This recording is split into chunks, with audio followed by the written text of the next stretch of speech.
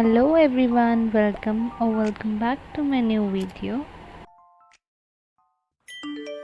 तो आज है संडे और संडे की शुरुआत होती है 6 बजे और ब्रश वगैरह करके मैं यहाँ पे छत पे आ गई हूँ पढ़ने के लिए। तो आज मैं स्टार्ट करूँगी ज्योग्राफी और इस वीडियो में आगे आप बने रहिए क्योंकि आज मैं बताने वाली हूँ कि आप आंसर राइटिंग कैसे करें एज अ बिगनर, बिल्कुल जिनको बिल्कुल ही नहीं पता उनके लिए। तो बस आगे वीडियो को ज़रूर देखें। तो बस यहाँ पे सूरज निकल आए थे और 6:30 बजे तक इतने ऊपर आ जाते हैं सूरज। तो बस मैं एक तरफ बैठ के आराम से अपना ज्योग्राफी स्टार्ट किया मैंने। तो ज्योग्राफी काफ़ी दिन बाद मैंने उठाया है और अभी तक मेरे ज्योग्राफी में 7 चैप्टर ऑलरेडी कंप्लीट हो चुके हैं। मैं ये न्यू चैप्टर स्टार्ट करने वाली थी आज से और देखते हैं क्या होता है। इस बुक के अकॉर्डिंग जो नेक्स्ट चैप्टर है वो है river system, India river system, which is one of the most complicated chapter because उसमें इतनी सारी रिवर्स है, उसकी ट्रिब्यूटरी है, बहुत कॉम्प्लिकेशंस है उसको पढ़ने में। बट कोई बात नहीं, पढ़ लेंगे, समझना इम्पॉर्टेंट है आपको। तो बस मैं फिर उसके बाद ऊपर धूप आ गई थी तो मैं नीचे आके पढ़ने लगी। वन मोर थिंग कि आज जहाँ पे मैं वॉइस ओवर कर रही हूँ तो वहाँ पे टीवी की आवाज़ आ रही है, तो अगर कोई आज ज़्यादा आवाज़ आए तो प्लीज़ उसे इग्नोर करना।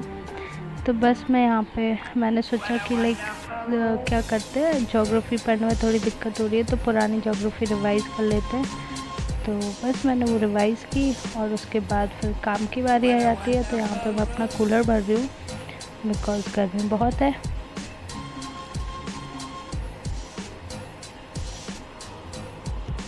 और उसके बाद फिर मैंने आंसर राइटिंग प्रैक्टिस शुरू की क्योंकि आंसर राइटिंग अभी मैं बताऊंगी कैसे करना है आपको आंसर राइटिंग। अभी तो आप देखिए मैं क्या कर रही हूँ, मतलब मैं कर रही हूँ यहाँ पे आंसर राइटिंग प्रैक्टिस और वीडियो में आगे मैं आपको बताऊंगी आंसर राइटिंग कैसे प्रैक्टिस की जाती है एज अ बिगनर, क्योंकि मुझे अभी ज़्यादा एक्सपीरियंस है नहीं बिकॉज मैंने बुक्स तो ये जो बुक्स हैं ना जिनसे मैं पढ़ती हूँ ये मैंने जनवरी लास्ट में मंगाई थी, बट जो स्टार्ट किया था पढ़ना वो फरवरी आफ्टर 15 फेब से स्टार्ट किया था।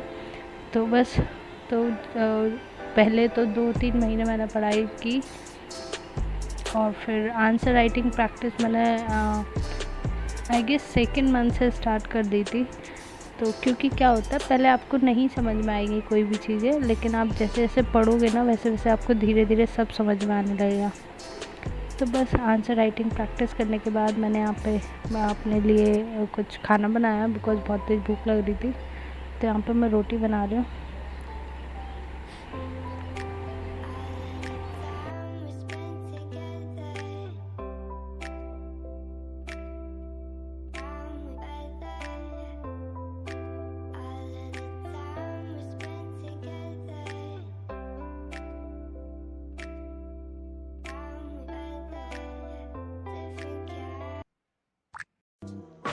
और आज सब्जी में बनी है कढ़ी और मुझे कढ़ी बहुत पसंद है, तो बस आज कढ़ी रोटी खाएंगे।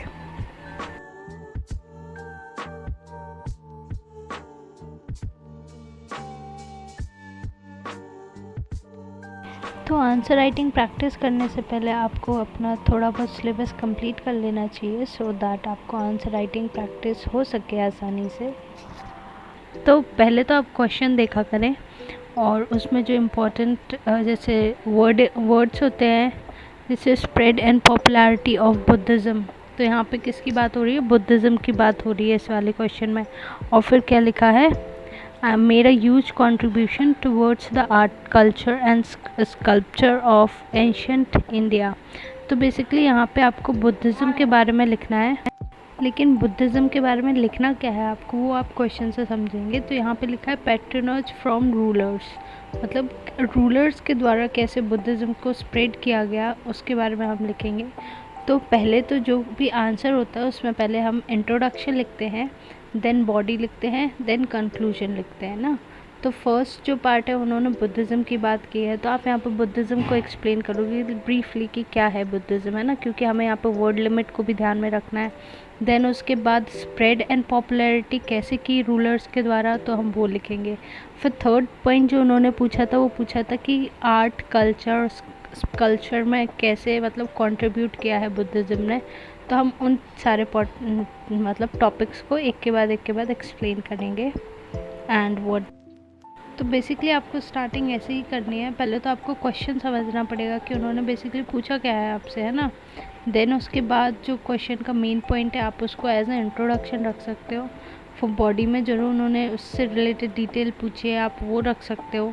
एंड जितना हो सके अगर उस किसी भी चीज़ में डायग्राम है तो please please please diagram include कीजिए। अगर उसमें कोई मैप काइंड ऑफ है तो मैप ज़रूर बनाइए।